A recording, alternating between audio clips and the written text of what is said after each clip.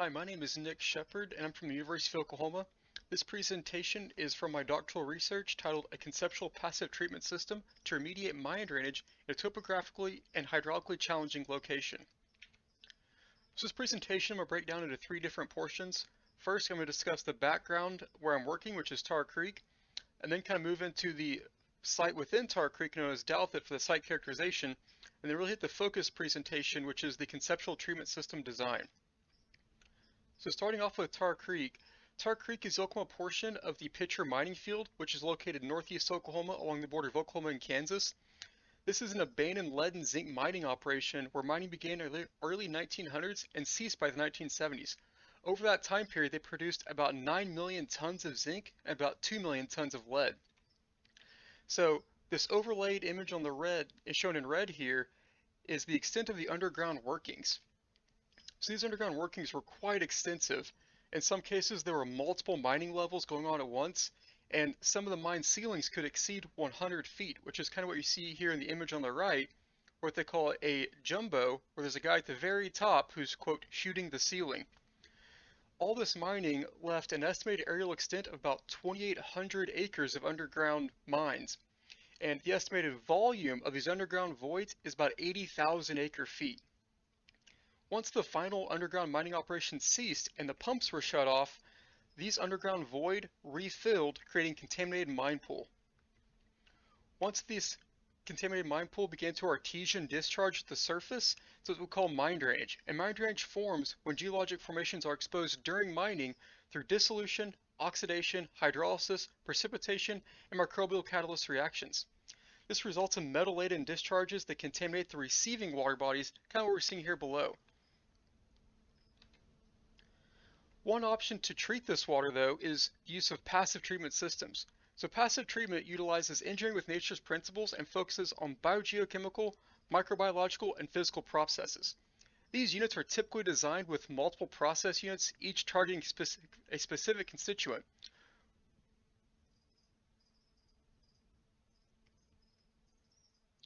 Although these systems are rather large and take up a large footprint, they do have limited operation and maintenance and utilize off-grid energy, which makes them very applicable to areas that are either away from towns or in developing nations. So currently at the Tar Creek Superfund site, there are two existing passive treatment systems. They're located down here in the southern portion, and they're known as the Mayor Ranch and Southeast Commerce systems. So you can see the multiple process units where the contaminated water coming in, kind of shown in the orange, and then the water gets cleaner as we go through the system before it effluents down towards the end. So Mayor Ranch was the first system in the Tri-State Mining District. It was constructed in November of 2008 and treats about 109 gallons per minute. Southeast Commerce was the second system constructed in 2017 and it treats about 125 GPM. And both these systems have continued to successfully treat mine drainage since their construction, and I'll show you some water quality data in these systems in the future presentation. So now we're going to kind of move into my study site known as Douthit and kind of discuss the water quality and quantity. So as I previously mentioned, here's where Southeast Commerce and Mayor Ranch are located, but Douthit is closer to the center of the Tar Creek Superfund site, where you can see we're much more attached to this larger underground void workings, whereas our two existing systems kind of really only treat the water coming from this area, which is why they have a lot lower flows. So one of the unique characteristics of the Douthit site is the critical surface elevation of Pitcher Field around 800 feet above mean sea level. And that's because it's where the mine pool and the ground surface elevations often interact, which is where we can get rapidly changing discharge water quantities. In addition to this, there's numerous known connections to the mine pool. So here we can see in the yellow the underground workings at the Douthit site.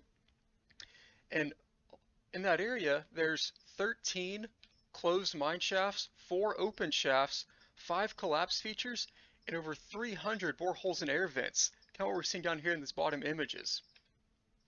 This results in the greatest volume of mine drainage contribution to Tar Creek and the greatest flow variability because of these large openings.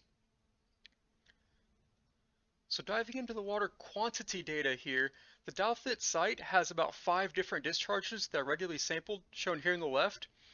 And I was able to correlate flow rates with mine pool elevation using a V-notch weir shown in this image up here.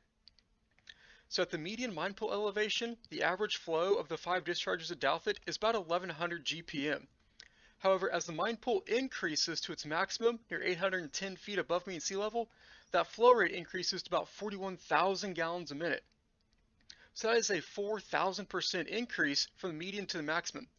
By comparison, the two existing systems, Mayor Ranch and SEC, they only have about a 50% change from their median to maximum as shown by the values over here on the right. And one of the reasons for these drastic flow variations, as I previously mentioned, are these large open connections to the mine pool. So the two images below, this is the AD2 site. So when the mine pool is less than 800 feet, you can see the water's kind of recessed back into that open mine shaft. However, once it gets above the critical discharge elevation, which here is about 802 feet, you can see that this, what was the open mine shaft, is now discharging mine drainage through a stream that's about 30 foot wide and it's just below my waist there. So this is a lot of mine drainage rapidly coming out of these mine shafts. So what can cause these rapid fluctuations, and one of the reasons for these huge changes in flow rates, are what I call known inflow locations. So I've identified 3 known inflow locations so far. These are typically open mine shafts that are in close proximity to a stream. So you can see in the aerials here, we have like Wesley Smith, that's near Quapaw Creek, Acme 8th, that's near Lytle, and then Quapaw at the very top, which is near Tar Creek. So you can see these are open mine shafts where this is about a 4 foot by 3 foot cube where the stream, when it floods, overtops its banks, sends water into the shaft, rapidly increasing the mine pool water elevation, and that rapid increase causes pressure that's then released in the form of mine drainage at the Douthit site. Perhaps the most obvious inflow location, though, is Tulsa Quapaw, which is the furthest away. This is about a 10-foot diameter open shaft that receives water both from a land channel, which you can kind of see here, and from Tar Creek, which would enter behind me under high flow events. So although the water quantity is very challenging, it's definitely the most challenging part of the design for this site, the water quality is actually very treatable.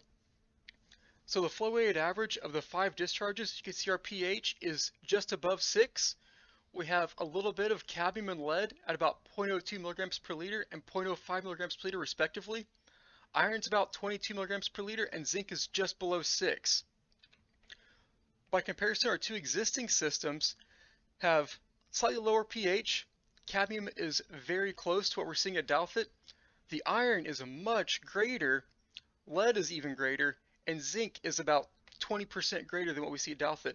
And again, these 2 existing systems have been successfully treating mine drainage, in the case of Mayor Ranch, for about 15 years now.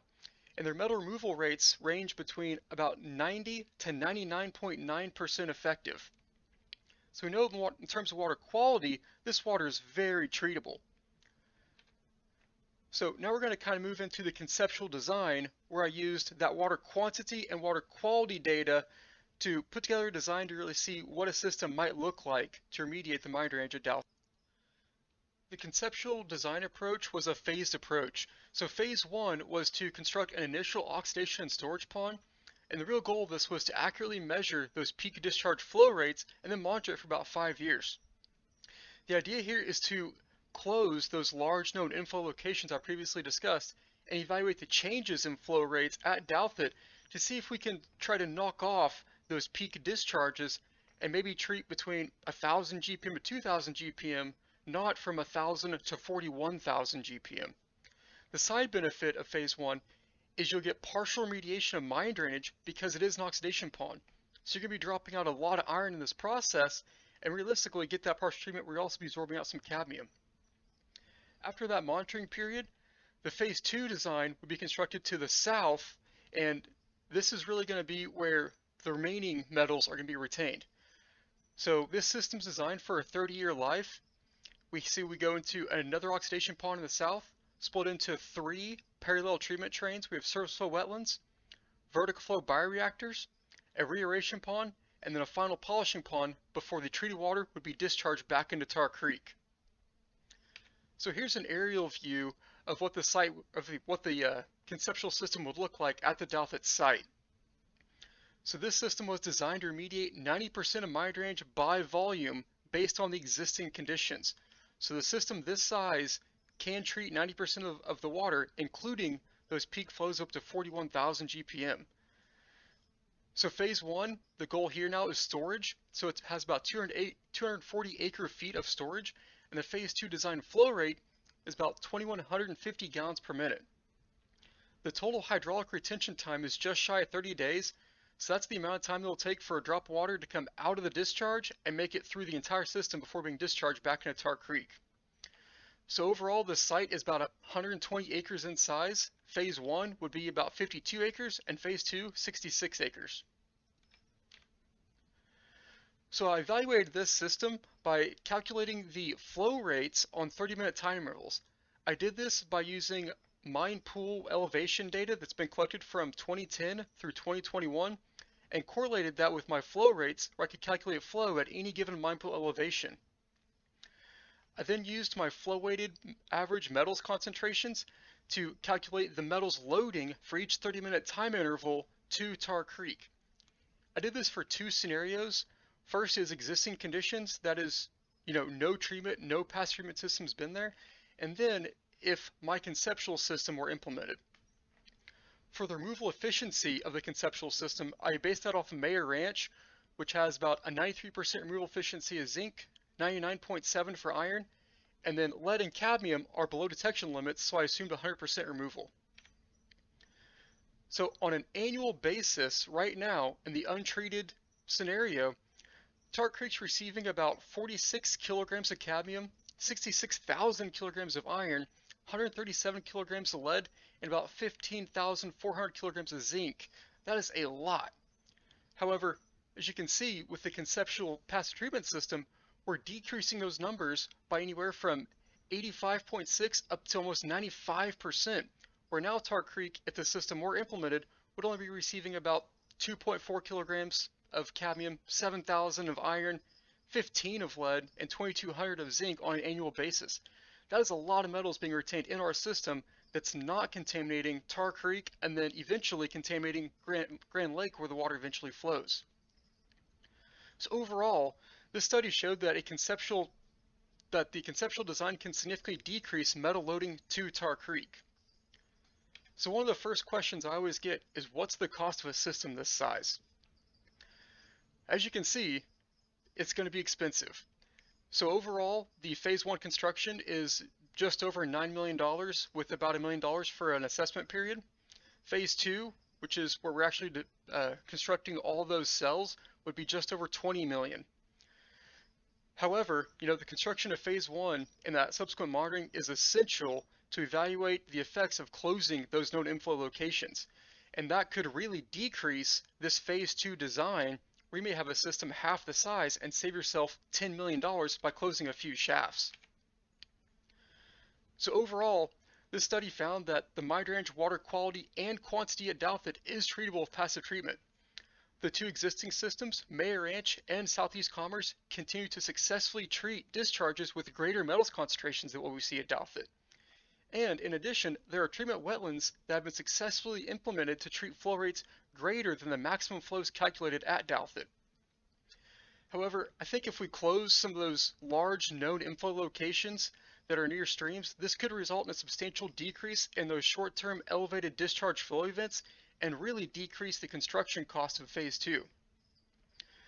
Overall though, the study found that the conceptual PTS can be implemented despite topographic and hydrologic challenges. So just some acknowledgements to thank the funding agencies and of course my crew members who helped me out collecting all this data. And with that, I'll be online to answer any questions you all may have. Thank you.